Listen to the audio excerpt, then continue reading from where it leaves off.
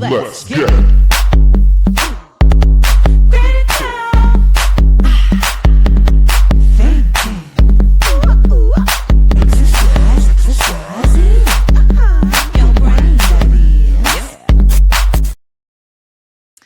Okay, so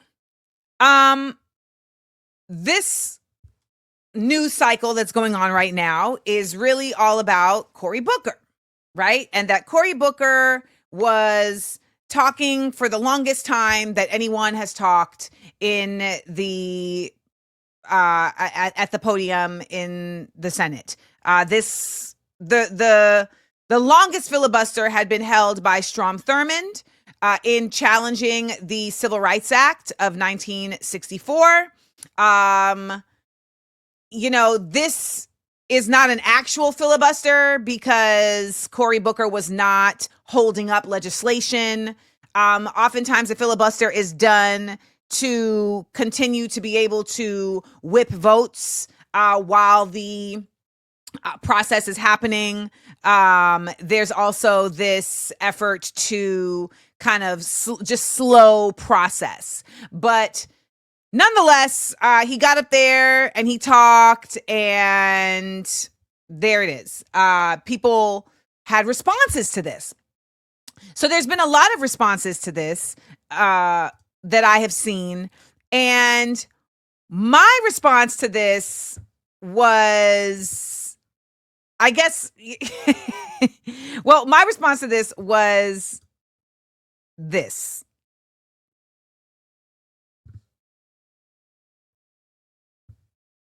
Hold on, it's loading. What? Why is it not playing my video? Quit playing with me.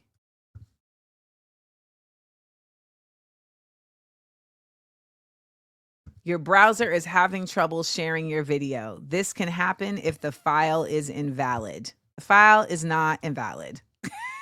Okay.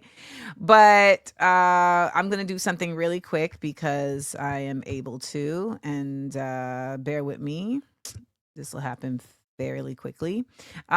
So one thing that I want to talk about with the critical thinking exercise as it relates to this is what moves you? What moves you? What are behaviors, actions, reactions that cause you, what are behaviors and actions that cause you to react with action when it's particularly in the context of community, politics, etc.? I ask this question because there is a narrative around Cory Booker's speech that says that this is invoking hope. It can invoke courage. It can invoke action. And I am curious to know from you all, what are the types of things that you see that bring that about for you? So Cory Booker talked for a hella long time. And y'all are like, we're going to be okay. No, you're not. No, we're not. Oh my God.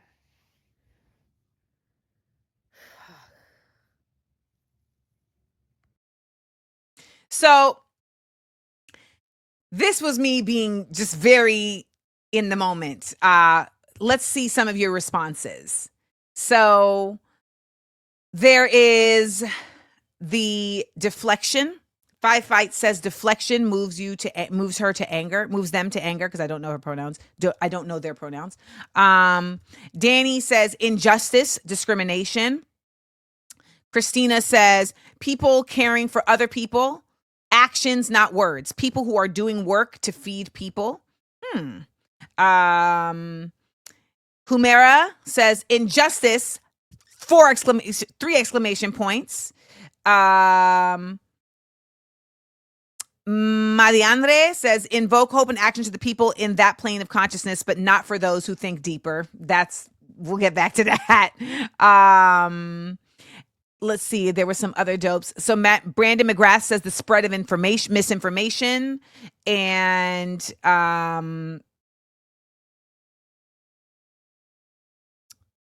lack of action from others. That's a great one, Fatima.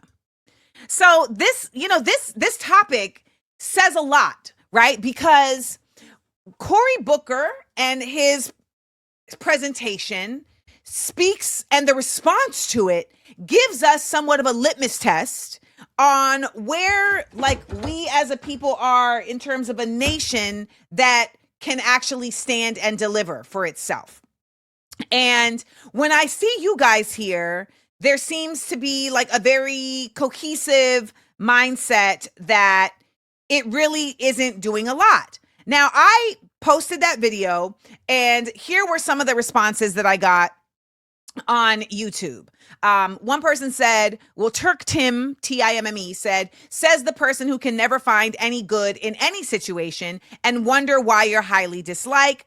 People aren't naive. Some just have hope and faith.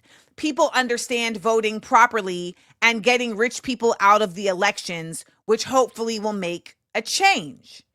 And I thought this comment was interesting because, well, one, like there's a need to insult me for no reason. But I think that there's also just a very delusional understanding here of what people understand. And that for me is part of the reason why we even are in this position, because there's far too much assumption that everybody has the same information.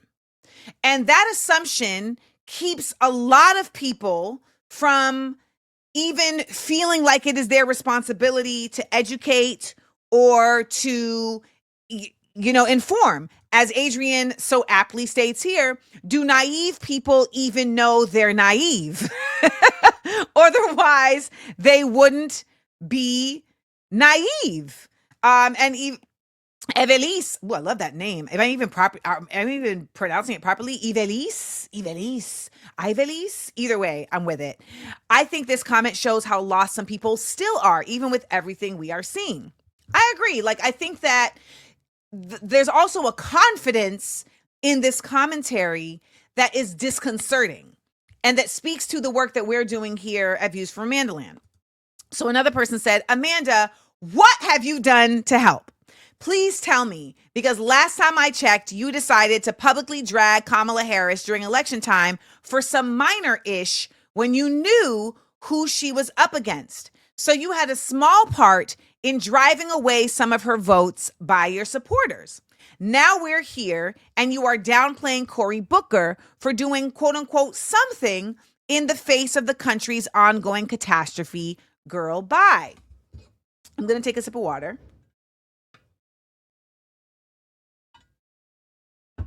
So what I think is interesting in this is also that people have framed my checking of Kamala Harris and my challenging, which is not a public drag, but my challenging of Kamala Harris around her stating that this is not a racist country, my challenging her campaign to do coalition building with folks that were further on the left, my challenging her campaign to acknowledge the need to ask for a ceasefire in Gaza. People, they read a headline or they see somebody else's video about something and they decide that that's what it is.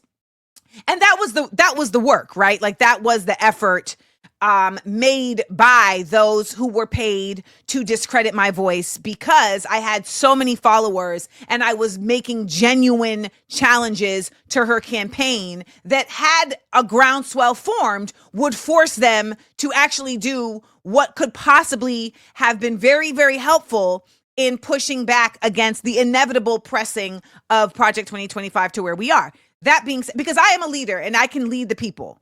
I know that. I have that ability. I've stood in front of crowds of thousands and got them to sing along and say, like, I know that.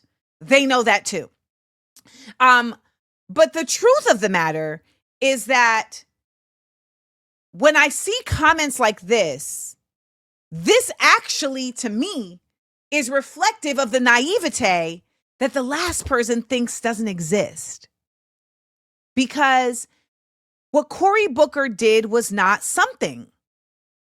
And at the end of the day, even if you feel like it is something, I'm not sure why what he did is also not seen as some minor-ish. It's just, it's not, we should always be questioning politicians. We should always be cynical about our government. Always. We should always be challenging what is being done.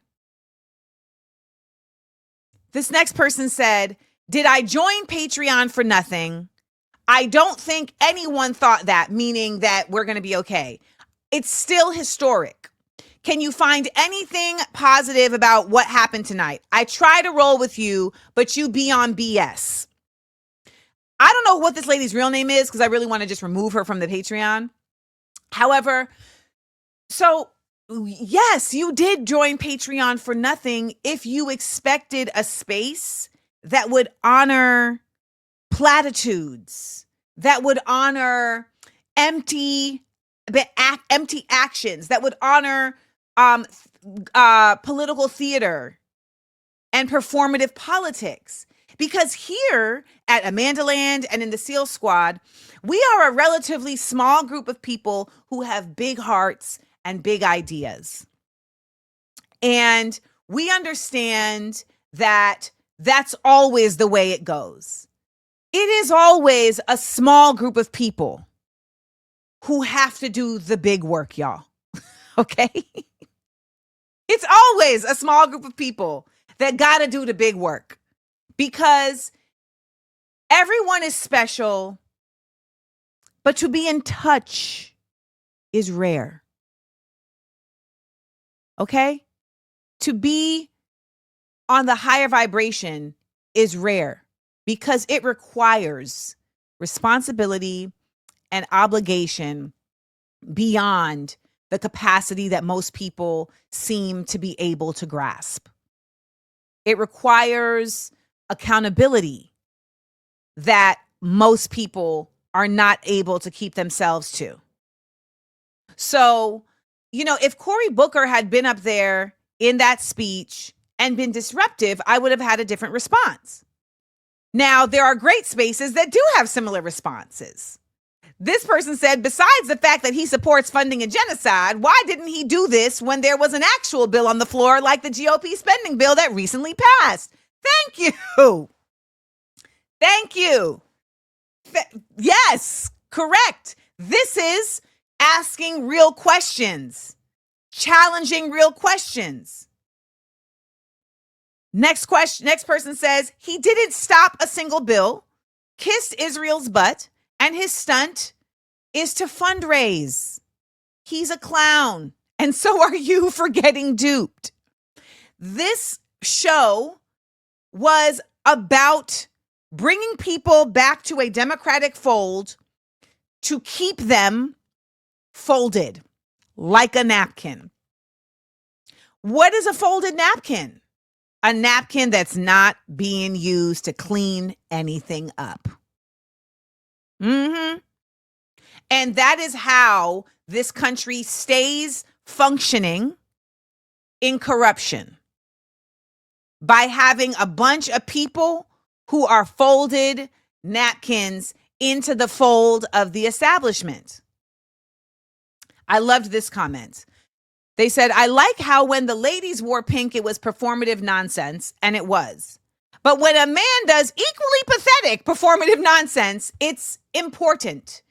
These people are the checks and balances. They need to do their job, and instead they're campaigning for 2028. I so appreciate the depth of commentary and knowledge from people who think like this. These comments came under a post by Dear White Staffers that was a shared post with pro something, and they ate them. When I tell you they ate them up, they ate them up. And I was so appreciative, because when you see those other comments, it can really, oh my gosh, it can demoralize you and make you feel like, my goodness, like, is this really all there is out there? No, that is not all there is out there. That is not all there is out there. And somebody in here is in the chat talking a little crazy. And so I am going through the chat right now to see why they're talking like that. Okay, yeah, get at Joe out of here. Because at Joe just told Isabel to shut her face. Thank you, Rolando. Rolando be using that wrench, y'all. Get out of here. We must protect the space. Protecting the space means we don't need to respond to people the way that these people responded to me. We don't need to lead with insults when we disagree. By the way, unless they start with an insult. If you start with an insult, I can't promise I'm going to not come back with an insult. But I don't have to disagree with you by leading with an insult. I have done that, and I might do it again. But it's wrong when I do it. So we're clear. It's wrong when I do it. And thank you all in here for pouring into Isabel. The truth of the matter is that you don't even need to insult, because I didn't shade you. The facts is shading you. The facts are shading you. So for our critical thinking exercise, I would like to ask you all, what would you have liked to have seen Cory Booker address in this speech that he did? What would have moved you? What would have moved you? Oh, somebody was saying, I'm just trying to stay relevant. It's always weird to me when people say things like that. It's always funny to me, because it's like, I've been in this business since I was 8. Like, I don't need to try to stay anything. And I actually left Hollywood. So I don't need to try to do literally anything. Like, if I wanted to, I could literally say F y'all and go my merry way and live off residual checks. I was on a hit show for 5 seasons. I could just really simplify my life down to real bare bones and be okay. Like fully bare bones and be okay. Just so we're clear. I don't, and my spirit doesn't require relevance to feel full. Some people's spirits require relevance to feel full. But mine doesn't. I've worked through my codependency, and it's just not a part of it. So here's some of the responses to the question I asked. What would you have liked to have seen Cory Booker say or do in that dais pulpit at the podium that would have led you to action? Said Cory Booker can go to heck in my book. Opportunity Zones bill was a scam and mess, and he knows it. What he is doing now is gearing up for a presidential bill. Opportunity Zones bill. Okay, so I actually don't know anything about that. So I'm looking it up. So the Opportunity Zones Bill, HR 5761, Opportunity Zones Transparency, Extension, and Improvement Act. This was introduced in the House September 27th, 2023. And it was co-sponsored by I don't see Cory Booker listed. Well, it's a representative. Oh, sorry. It was mentioned. It was introduced in the House. Okay. So it was introduced in the House. Is this the bill that you're talking about? Please stop writing in all caps in this chat. I don't like that. So please stop doing that. Also, please do not tell me what to talk about and what not to talk about. I really don't think you all understand how irritating it is when you tell me, don't waste your energy on. I think in your minds, you feel like you're being encouraging, but the way that I receive that is like you're telling me what to do, and it doesn't bring me comfort. So please do not do that anymore. Anyways, so this bill says it revises rules and reinstates reporting requirements relating to qualified opportunity zones, economically distressed communities where new investments under specified conditions may be eligible for preferential tax treatment. The translation of that is basically developers coming in and building in underprivileged communities and getting preferential tax treatment. Specifically, the bill terminates the designation of zones that are disqualified due to median family income exceeding 130% of national median family income and permits states to identify and expand terminations of such zones.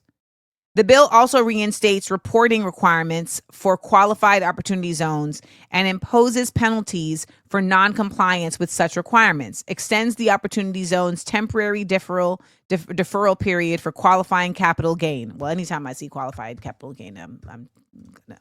So a lot of times these bills are written in very confusing language, just like that.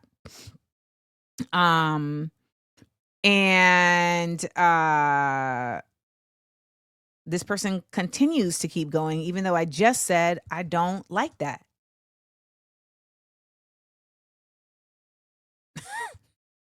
Like, I don't know why sometimes y'all feel like you're teaching me about things that I literally be talking about.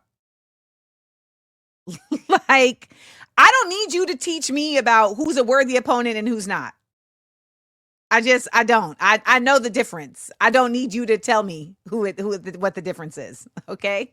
It's not you're not schooling me. I am very well versed on the difference. Like,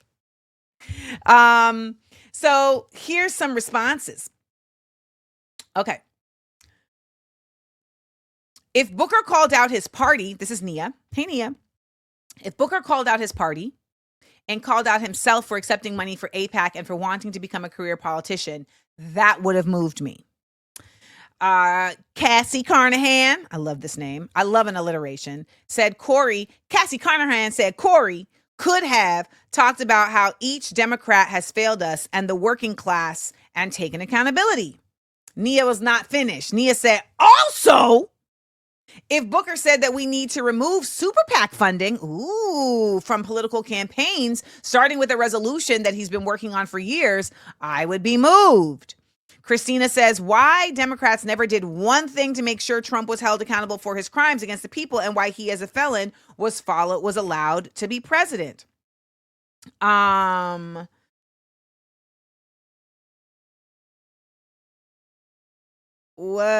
sorry that they emotionally abused you online last year, but why are you treating your followers like this, girl? Can you get this person out of here? It's kind of crazy because you giving MAGA, if you don't agree with me, you are blocked energy. I'm sorry that they emotionally abused you online, girl, last year, but why are you treating your followers like this? I am not treating my followers like anything. I don't allow people in my space that feel like it is okay to insult me. I don't allow anybody in my space that does not have the level of intellect that I want to engage with. So if you are here in my space, I expect that you are here in my space, one, because you respect me, and two, because you respect my intellect. So if I say something about something that you don't agree with, and your instinct is to tell me I'm wrong, then we don't need to be here. I am elevated in my knowledge about the thing I'm talking about. I listen to people who are elevated in knowledge about the things that I am interested in. And when they say things that may conflict with my thoughts about it, I don't say you're wrong. I say, let me look into that. Or I say, can you explain more? But that is not how folks interact oftentimes with me. They interact with me in, I don't like what you said. You're wrong. I'm going to tell you why you're wrong. That is not a discourse that is valuable for me. That is not an exchange that is valuable for me. And I don't believe that any of that is coming from a genuine place of support or of curiosity. So they can go. I don't want them around me. And they don't deserve the space that we have created here. That's how that works.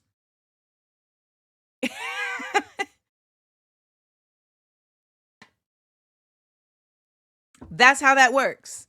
So it's like there's a way to interact. There's a way to interact. And we had a really great conversation with Jelani Memory about how, him responding to his children and the way that they say things, he gives them space to speak about it, etc. And that's a really great framework for how we interact with each other. I have no problem listening to someone say what they're saying, but I'm going to correct you if what you're saying is, one, grounded in values that are different than mine. I won't even use the word correct in that space, but I will challenge you. Two, I will correct you if what you're saying is not grounded in facts. And the truth is, a lot of us don't want to be corrected and we don't want to be challenged. We take that as an attack on our person. The reality, though, is that when a lot of people come at me, they do not challenge my thoughts. They don't challenge my point of view on something. They don't challenge my facts. They challenge my character. They come and directly come to attack my person, or they come to attack my intellect. You feel me? Like if we just simply look at these comments, says the person who can never find any good in the situation, wonder why you're highly disliked. Like that's someone attacking my character. This person, please tell me why you decided to publicly drag. What have you done to help? That's someone literally attacking my character. This person, did I join Patreon for nothing? You are attacking my work. I'm just using me as an example that when people come at you and they lead with attacking your work, attacking your person, attacking your character,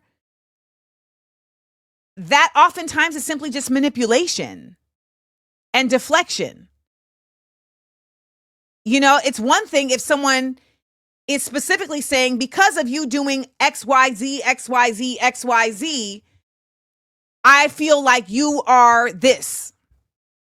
But people rarely have legitimate reasons when they do that. You understand?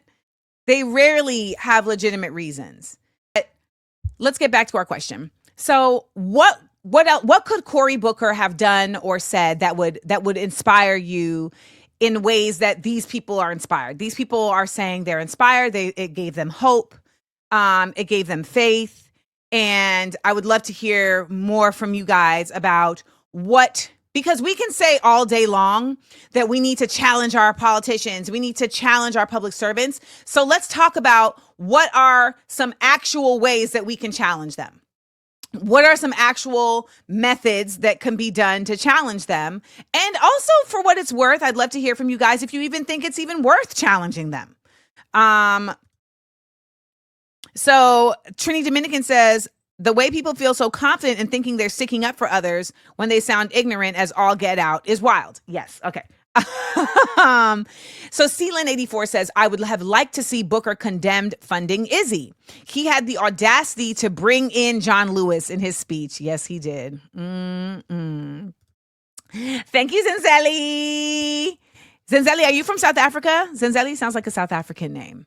Fatima says, I would have liked to see him talk about what he actually will do, what he will actually do to combat Trump's policies instead of telling us how he feels. I think that's a really great point, right?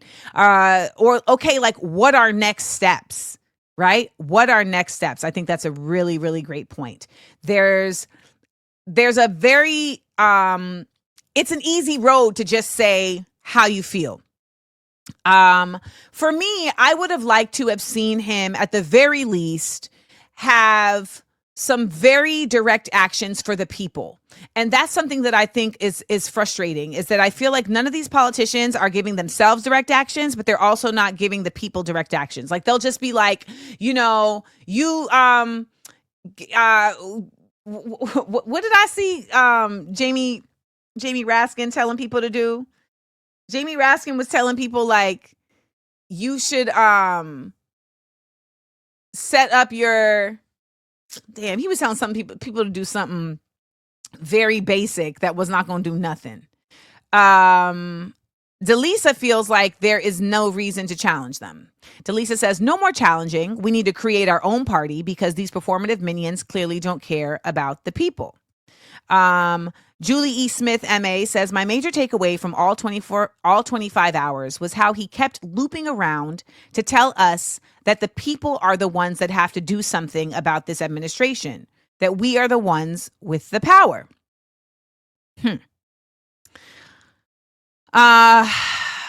Lexi A says, we can challenge them, but I can't wait until the time comes when Blacks realize their power.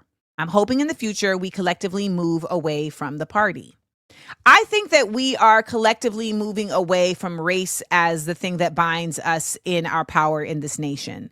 I think that there is what needs to happen is a continued retention of, Black culture, Black history, all that. Absolutely. Yes. I also do think that until there is a shared value system amongst Black folks, there's going to be there's a continued fissure. There are immense fissures that prevent that type of connectivity and empowerment. Like, you'll have people who consider me to be somebody who makes the Black community less strong. So if we can't even identify, from the same point of view, what our strengths and our weaknesses are, then it makes it really difficult for us to move as a unit. So, as also the way that capitalism has so effectively served as a cancer, it's been very effective at just diminishing the ability for the Black community to become strengthened in an actual community. Like, we say community, but it's a community in a word that just describes a group of people versus a community that describes people moving with a particular type of action. So I think it's something different that's happening right now, that's going to happen. Barry FT says, I don't trust them at all, and I'm like 95% at that feeling. They consistently just speak in circles like they're trying to rock us back to sleep and don't realize we're never going back to sleep. And I think for me, I really love being surrounded by people that feel that way. Our critical thinking gets improved by iron sharpening iron, by each of us being able to look at each other and willingly challenge each other. Me and Brandon Victor Dixon have like real conversations where we are challenging each other on a regular basis around politics, around how our socio-political ways of interacting with each other. And it's always from a place of deep respect. And sometimes I walk away from those conversations having to say, I got to go do more research. And then sometimes I walk away and it's like, okay, we agree to disagree. But I will tell you that Brandon, being my very good friend and having an immense amount of knowledge in a space that I was still learning in is what really helped force me to dig even deeper in my learning, because it was someone whose values I know, whose values I trust, who was saying things that were different than to what I felt. But I knew that he had facts and I had feelings. And I will admit that in the beginning of that, I said to myself, like, oh, I don't know why he's saying that. And I had to check myself, because it was like, no, if he's saying that, he's saying it based on things that he knows. And you love and trust this person. So you should take that as a cue to then reassess your own thoughts and feelings against more facts. And that's what I did. And as I got more facts, I came to realize I did agree with him. And I tell him all the time. It is imperative for me to exist for y'all as a person of integrity that stands on business, that's accountable. Because we have so few folks that we can do that with, that we can trust in that with in our lives, and particularly in media. And I know how imperative it is to be getting information from people who you have that grounding force with, because it allows you to feel safe in expanding your mind and not feeling, paranoid about what they're possibly trying to steer you to do. Which is why in this election cycle, I actively decided to not be a part of the manipulating of the people to do what I feel would be best for them. Instead, I decided to inform and to educate. And I did so indiscriminately. I informed and educated about Trump. I informed and educated about Kamala Harris. I informed and educated about the Green Party as best as I could, from a place of being a part of the people, not from being a part of media or being a part of a political party. And some might have a problem with that. Clearly they do. You could have steered people. Listen, I'm informing people. And if from that information they make decisions that they stand on, so be it. I will not lie. I won't do it. And I made that decision because when it came to Joe Biden, I was convinced by others that me talking honestly about Joe Biden was harmful to people, because they needed to be basically glamored, and there needed to be some form of conjecture that just would convince people, oh, don't worry about the bad things because this is bigger. There's a bigger issue at hand. And that made sense to me at the time. There's a bigger issue at hand, so we can't worry about the bad things. We just need to focus on the bigger issue. And some people are like, well, how could this not have been a bigger issue to you, Amanda? This was even bigger than it was last time. And that, to me, is the issue. How did the issue get bigger? How did the issue get bigger? We have someone tuning in from Doha, Qatar.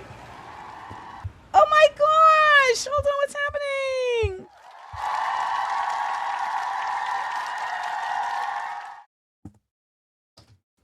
How did the issue get bigger?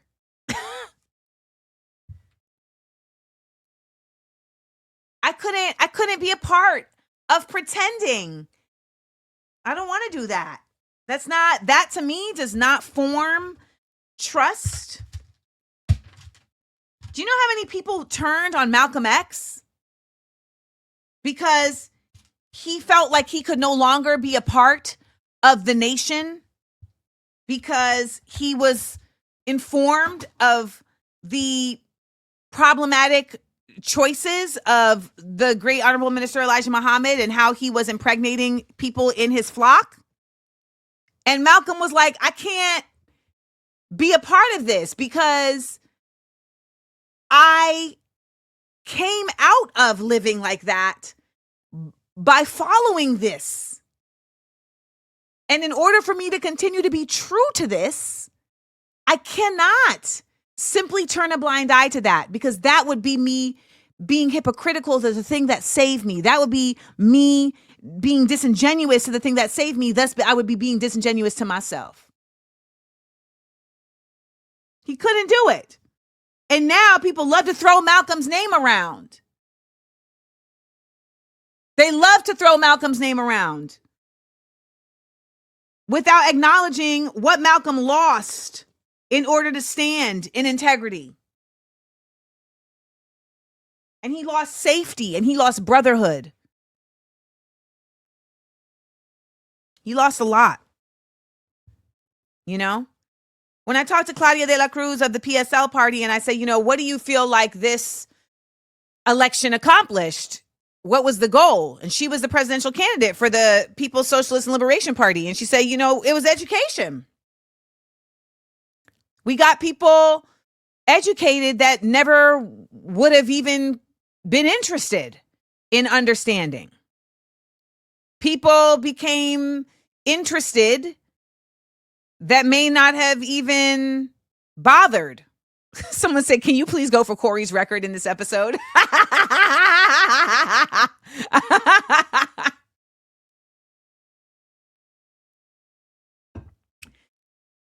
And, there's just a reality that I live by that other people don't live by. So I've had to come to that piece, that when I see messages like the ones that have been in my comments and the ones that have been in the chat, when I see those types of messaging, I've had to say, that's how you live. That's not how I live. And so you don't get to stay here in my space, whether it's digital or not. So thank you all for participating in the critical thinking exercise today. I would have liked to have seen Cory Booker stand up there and actually acknowledge the disingenuousness of the entire operation. I would have liked to have seen Cory Booker get up there and actually be challenging to the dysfunction that he's a part of. But they're not going to do it. I mean, I just saw a video where Jasmine Crockett was, oh my gosh, talking in circles about supporting Israel. And sometimes I'm just like, at what point does it really become, I'm saving America, so I'm willing to do this, and I feel like I'm a patriot because I'm doing this? At what point do we not realize that this idea of saving America is deeply couched in destroying everyone else? When do we do that? I just think it's frustrating. It's frustrating to continue to push that rhetoric, because I don't consider it to be valid. I don't consider it to be helpful. And I don't consider it to be a way to save the United States. Governor Walz started out tonight by repeating this refrain that Israel has a right to defend itself. Yeah. Israel has just invaded Lebanon. Israel is now intimating that it could attack Iran. So shouldn't we be looking for a little more than just these platitudes about Israel having a right to defend itself? What is the limiting principle, especially when the U.S. is the one providing the armaments for Israel to wage these military campaigns, as you know, having voted for the National Security Supplemental back in April, which underwrote Israel's war effort. I absolutely did vote for it. I voted for that along with every other supplemental that was available. And I will tell you this. It is important that people understand what diplomacy looks like. And it looks like the fact that this relationship between Israel and the United States has existed since before I was born. And guess what? This relationship will continue on in perpetuity even after I'm gone. And so when you look at Israel, I think it is important that people start to talk about the fact that the state of Israel versus their leadership. Because right now, or when I went to Israel, I know that the people were protesting Netanyahu because Netanyahu was reforming the courts. In addition to the fact that Netanyahu was under investigation along with people in his administration. Sound familiar? Does it sound like somebody else that you know? It sounds like Donald Trump to me, somebody that has reformed our courts that have decided that he now has a level of immunity that he should not be entitled to based on our laws, as well as somebody who is under criminal indictment, as well as somebody who has criminal convictions. And so different people do their votes for different reasons. But for me, when I'm looking forward and I'm trying to figure out what is going to happen, if for some reason, let's say we say, well, you know what? You had your Democratic election and we just don't like your leader, so we will leave you. Will that give permission to our allies to leave us if, God forbid, Donald Trump come back into power and then they leave us, and then that leaves us more insecure? So, I mean, everybody has their reasons for why they do stuff, but I will also tell you this, because the issue today has to do with the fact that Iran ended up firing missiles over into Israel. After Israel invaded Lebanon. Okay. But is Iran Lebanon, or is Iran? No. Okay. So but this thing, it's a spiraling catastrophe that the Biden administration has done nothing to rein in. Let's be clear. When the attacks, which I will say, everything that happened in Lebanon, or the initial attacks, at least that was more calculated, and it was more, it was specifically intended for who? For terrorists, correct? I mean, these are you got to clarify what you're saying. I don't follow. Hezbollah. Right. So Israel was attacking Hezbollah, correct? Well, they've done a ground invasion into Lebanon. I think sometimes it's best to just say, I don't want to have an informal conversation about this topic.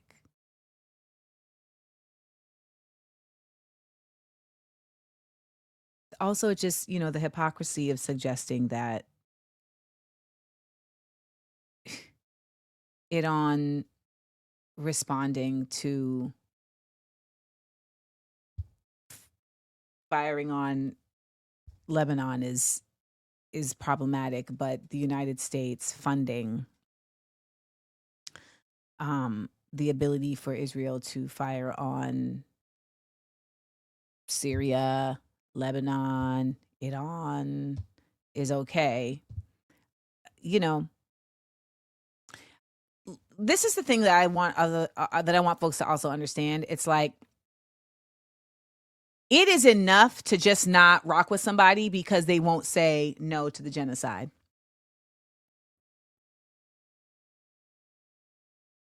It's enough. Like, it doesn't need to be deeper than that. Sometimes I'm like, well, no, it doesn't. It doesn't need to be deeper than that.